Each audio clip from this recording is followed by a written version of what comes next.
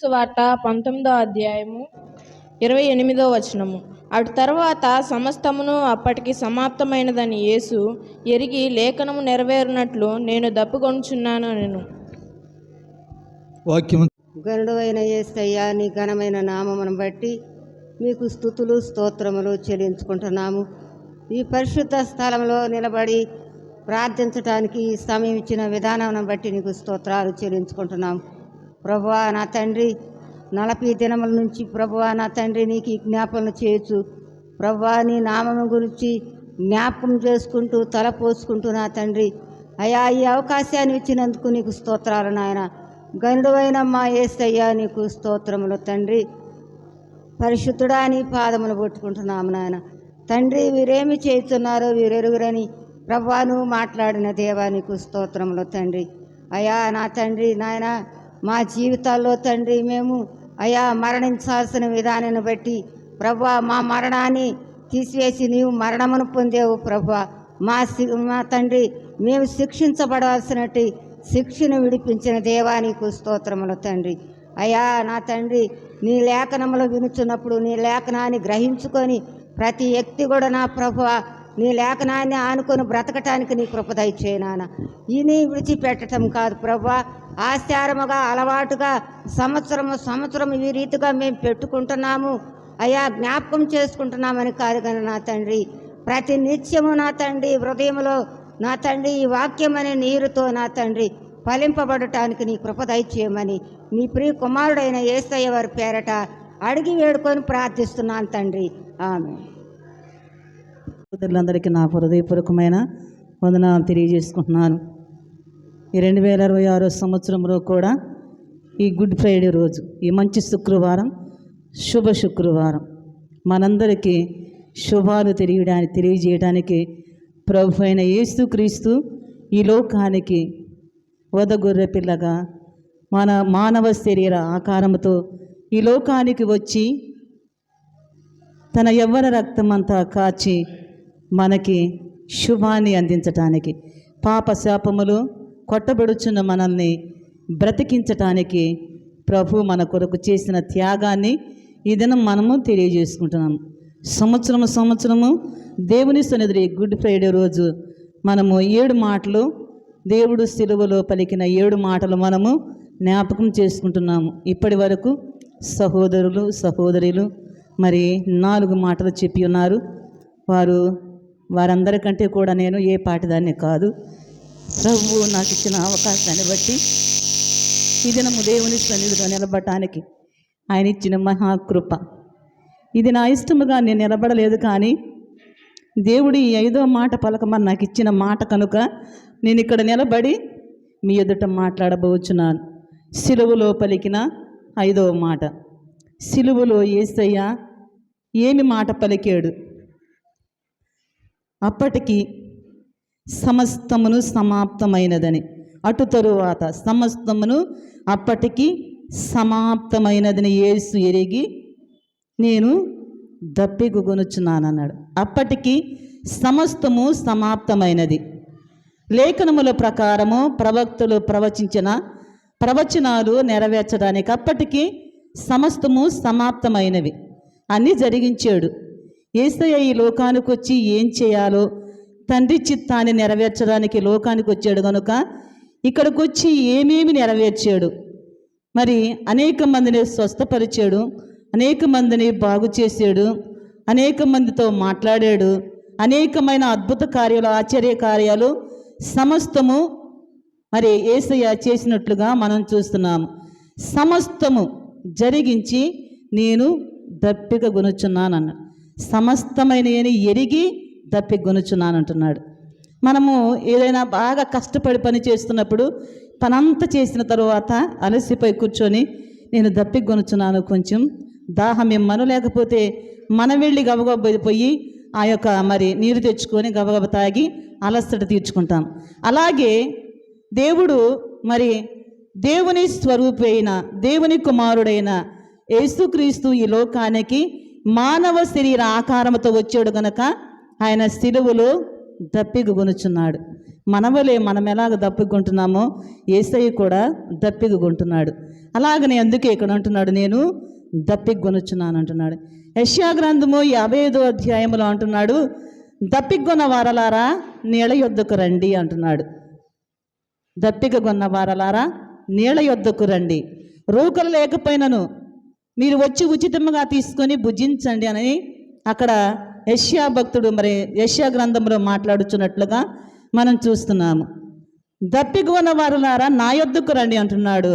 మరి దేవుని కుమారుడైన ఆయన కుమారుడైన యేసుక్రీస్తు శిలువలో నేను దప్పికొనుచున్నాను అంటున్నాడు. ఆకాశములో పరచిన దేవుని కుమారుడు శిలువలో దప్పికొంటున్నాడు. ఈ 2026 సంవత్సరంలోని దప్పికొంటూ శిలువలో మరి వేలాడుచున్న యేసయ్య, మరి ఆకాశానికి భూమికి మధ్యన వేలాడుచున్న యేసయ్య నేను దప్పికొనుచున్నాను అంటున్నాడు.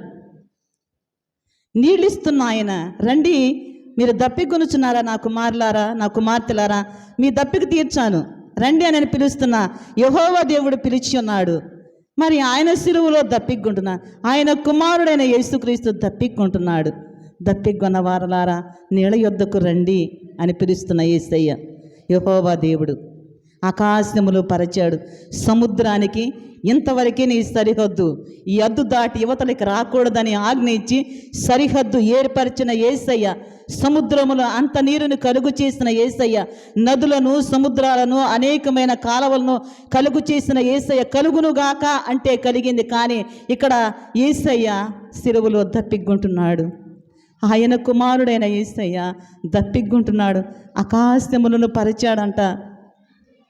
రక్తవర్ణుడుగా ఉన్న యేసయ్య రక్తం ఇవ్వడానికి లోకానికి వచ్చాడు. దవడవర్ణుడు, రత్నవర్ణుడు, 10,000 మంది పురుషుల్లో పోల్చదగిన తండ్రి ఆయన శరీరం ఎలాగైపోయింది చూడనుల్లనివ్వనిగా రక్తసిక్తమైపోయి సిలువలోని వ్రేలాడుచూ ఉన్నాడు. వ్రేలాడుచూ నేను దప్పికొనుచున్నాను అంటున్నాడు. ఈ మధ్యాహ్న కాల సమయంలో యేసయ్య దప్పిక తీర్చడానికి మనం ఇక్కడ కూర్చొని ఉన్నామా?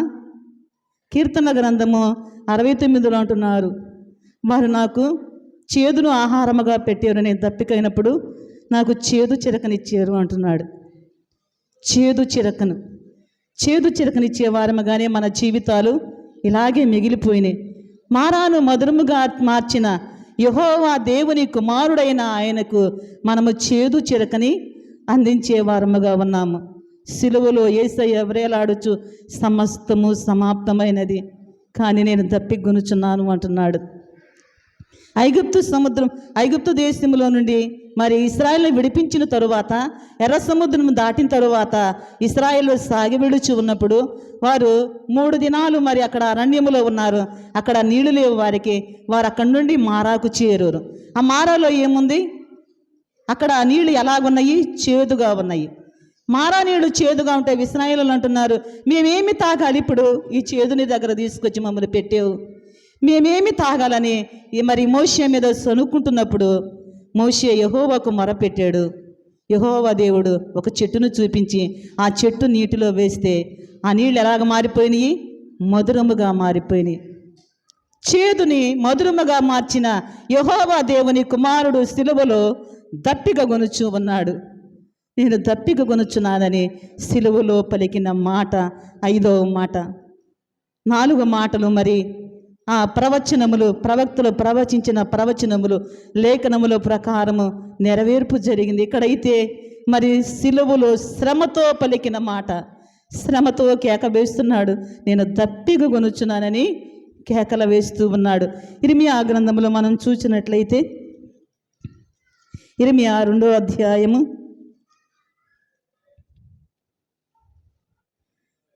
2వ అధ్యాయములోని ఇక్కడ ఏమంటున్నాడు అంటే, నా జనులు 2 నేరములు చేస్తున్నారు. ఇర్మియా 2:13లో నా జనులు 2 నేరములు చేస్తున్నారు, జీవజల ఊటైన నన్ను విడిచి ఉన్నారు, తమ కొరకు తొట్లను అనగా బద్దలైన నీళ్లు నిలవని తొట్లను తొలిపించుకొని ఉన్నారు. బద్దలై నీళ్లు నిలవని తొట్లు. నా జనులు 2 నేరములు చేశారు, నన్ను విడిచిపెట్టారు. నేను జీవజల ఊటైన నన్ను విడిచిపెట్టారు అంటున్నాడు. విడిచిపెట్టి నీళ్లు నిలవని తొట్లు తొలిపించుకున్నారని ఇక్కడ యెహోవా దేవుడు ఇశ్రాయేలును గురించి మాట్లాడుచూ ఉన్నాడు. అలాగనే 2వ అధ్యాయము 25లో కూడా మాట్లాడుచూ ఉన్నాడు. జాగ్రత్త పడి నీ పాదములకు చెప్పులు తొడుక్కొనుము, నీ గొంతుక దప్పిక కొనుక్కున్నట్లు జాగ్రత్త పడుమని నేను చెప్పినను నీవు ఎవరికి ఉండదు దప్పిక. యేసయ్యను ఎంబడిస్తూ ఆయన రక్తములో, గొర్రె పిల్ల రక్తములో తమ వస్త్రములు ఉత్తుకొని తెలుపు చేసుకున్న వారికి అక్కడ ఆకలి ఉండదు, దప్పిక ఉండదు. తెలుపు చేసుకున్నామా? తెల్లని వస్త్రముల పైకి మనుషులు కనబడుతూ తెల్లని వస్త్రము ధరించుకొని వచ్చి మనము కూర్చున్నామా? మన హృదయం ఎలాగున్నది? మన హృదయం అనే వస్త్రము ఎలాగున్నది? ఉతుక్కున్నామా? తెలుపు చేసుకున్నామా? ఆయన సన్నిధిలో మనము ఆకలి దప్పులు లేని వారంగా మనం ఉన్నామా? ఈ మధ్యాహ్న కాల సమయంలో నన్ను నిన్ను మరి యేసయ్య ప్రశ్నిస్తూ ఉన్నాడు. ఇంతగా నేను చేశాను కదా, మరి నా కొరకు నువ్వేం చేస్తున్నావని ఇక్కడ అడుగుచూ ఉన్నాడు. యేసయ్యకు దాహము తీర్చే వారముగా ఉన్నామా? సిలువలో ఉండి నేను దప్పిగొనుచున్నానని పిలుస్తూ ఉన్నాడు. 5వ మాటగా సిలువలో యేసయ్య పలికిన మాట, సమస్తమును సమాప్తము చేశాడు, సమాప్తమైనది ఎరిగి దప్పిగొనుచున్నానని కేక వేస్తూ ఉన్నాడు. సిలువలో వేదన పడుచూ ఉన్నాడు. ఏదో వస్తున్నాము పిలుపులాటలాడుకుని పిల్లకాయలాగా నటు ఇటు చూసుకుంటున్నాము. మనకు భయం ఉన్నది, భక్తి ఉన్నదా? దేవుని సన్నిధిలో 7 మాటలు పలకటం అంటే ఏదో ఆశామాషాగా కాదు. పరిశుద్ధుడు యేసయ్య సిలువలో పలికిన మాట, తండ్రి వీరేమి చేయుచున్నారో వీరెరుగురు గనక వీరిని క్షమించమని మొదటిగా మాట్లాడిన మాట. ఆ మాట నీకు ఎలాగున్నది? చులకనగా ఉన్నది, హేళనగా ఉన్నది, భయము లేకుండా ఏదో ఆచారముగా వద్దాము వెళదాము అన్నట్లుగానే మన జీవితాలు గడుపుకుంటున్నాము. కానీ మనలో మార్పు లేదు. మనము మార్పు చెందినట్లయితే యేసయ్య మనలో బట్టి సంతోషిస్తూ ఉంటాడు. నా కుమార్తె నా కొరకు తన జీవితాన్ని మార్చుకొని నా కొరకు క్రొత్తగా జన్మించి నా కొరకు జీవిస్తుంది. ఆయన సమస్తమును సమాప్తం చేశాడు. మనం ఆయన కొరకు ఏమి అర్పించగలుగుచున్నాము? ఏమి వదిలిపెట్టుకున్నాము? ఆయన కొరకు ఏమి కలిగి ఉన్నాము? మన జీవితంలో మనం ఏమి వదిలిపెట్టుకున్నాం? మన విశ్వాసం అనుకుంటున్నాము, కానీ ఒక్కటి కూడా వదిలిపెట్టుకో. అందుకే పౌలు భక్తుడు అంటున్నాడు, నేను సమస్తము నీ లోకములో ఉన్నదాన్ని పెంటగా ఎంచుకున్నాను అన్నాడు. పెంటగా ఎంచుకుంటున్నామా? మన మాటలు మారవు, మన ప్రవర్తన మారదు, మనకు సమస్తము ఏది కూడా మారదు. కానీ మనం మాత్రం భక్తులుగా విశ్వాసులుగా వచ్చి దేవుని సన్నిధిలో కూర్చొని వెళతాము. మాదిరికరమైన జీవితము లేదు మనకి, విశ్వాస సహితమైన ప్రార్థన లేదు మనకి. ఎలాగో ఉన్నాము. అందుకే సిలువలో యేసయ్య నేను దప్పిగొనుచున్నాను అంటున్నాడు. మరలా దప్పిగొంటున్నానని సిలువ మీదకి వచ్చి యేసయ్య అడగడు, కానీ ఆయన మరలా రాబోచున్నాడు. సిద్ధపడాలి. మనలో ఉన్న చేదును విరిచివేసుకోవాలి. ఆయన సిలువలో కార్చిన రక్తాన్ని బట్టి, ఆయన గొర్రెపిల్ల రక్తములో మన వస్త్రములు ఉత్తుకొని ఆ చేదును విరిచివేసుకొని మనము తీపిగా మారాలి, పరిశుద్ధముగా మారాలి. హృదయం అనే వస్త్రము ఉతుక్కోకుండా ఎంతకాలము దేవుని సన్నిధికి వచ్చినా కానీ వ్యర్థమే, ఇంకా ఆలస్యం ఉంది. ఎందుకయ్యా ఇర్మియా భక్తుడు మాట్లాడుతున్నా, ఎందుకయ్యా పొద్దాక మాటలు మాట్లాడతావు? మాట వ్యర్థము, నువ్వు చెప్పొద్దు. యేసయ్య యెహోవా దేవుడు జాలితోటి నీ గొంతుక దప్పిక కొనుక్కున్నట్లు అని మాట్లాడుతూ ఉంటే అక్కడ ఏమంటున్నారు ఇశ్రాయేలు? ఆ మాట వ్యర్థం అంటున్నా. మనము కూడా అలాగే ఉన్నాం. ఆ మాట వ్యర్థము. ఎందుకు? ఈ 2026 సంవత్సరంలో ఈ గుడ్ ఫ్రైడే అయిపోతే ఇంకా వస్తే వస్తాం, లేకపోతే లేదు. ఎందుకు ఆ మాట వ్యర్థము? ఎందుకు అనగానే అనవసరంగా నిలబడి ఇవన్నీ చేయటము, ఇవన్నీ మాట్లాడతాం అన్నట్లుగా మన జీవితాలు గడుపుతున్నాం. కానీ యేసయ్య ఈ మధ్యాహ్న కాల సమయంలో నేను కాదు ఇక్కడ మాట్లాడుతుంది, ప్రభు అయిన యేసు క్రీస్తు ఆత్మదేవుడు మీతో మాట్లాడుచున్నాడు కనుక ఒక్కసారి మన హృదయాలు మనము పరీక్ష చేసుకొని ఆయన వైపు తిరుగుదాము. శిరము మీద ముళ్ళ సాక్షిగా, కార్చిన కన్నీళ్ళ సాక్షిగా, శిరము మీద ముళ్ళ సాక్షిగా, కార్చిన కన్నీళ్ళ సాక్షిగా, పొందిన గాయాల సాక్షిగా,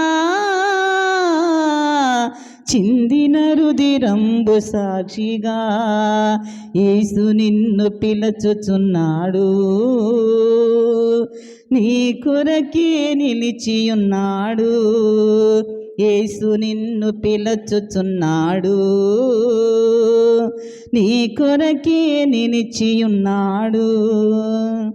సర్వ పాప పరిహారం కోసం రక్త ప్రోక్షణం అవశ్యమని, సర్వ పాప పరిహారం కోసం రక్త ప్రోక్షణం అవశ్యమని, మనుషులలో ఎవ్వరు బలికి పనికిరారని పరమాత్ముడి బలి అయి తిరిగి లేవాలని ఆర్య ఋషులు పలికిన ఆ వేద సత్యం యేసులోనే నెరవేరెనుగా. సర్వ పాప పరిహారు రక్త ప్రోక్షణం అవశ్యం, తద్రక్తం పరమాత్మేనా పుణ్యదాన బలియాగం. ఆర్య ఋషులు పలికిన ఆ వేద సత్యం యేసులోనే నెరవేరెనుగా. యేసే బలి అయినా పరమాత్మ, శిరము మీద ముళ్ళ సాక్షిగా కార్చిన కన్నీళ్ళ సాక్షిగా, శిరము మీద ముళ్ళ సాక్షిగా కార్చిన కన్నీళ్ళు సాక్షిగా, చిందిన రుదిరంబు సాక్షిగా యేసయ్య నిన్ను నన్ను ఈ మధ్యాహ్న కాల స్తంభంలో పిలుస్తూ ఉన్నాడు కనుక ఆయన కేక విందామా, ఆయన మాట విందామా, ఆయనకు లోబడదామా, ఆయన సాక్షిగా ఉందామా. అలాగ ఉండడానికి పరిశుద్ధాత్మ దేవుడు మనందరికీ సహాయము చేయనుగాక. దేవుడు మాటలు దీవించునుగాక. అయ్యగారికి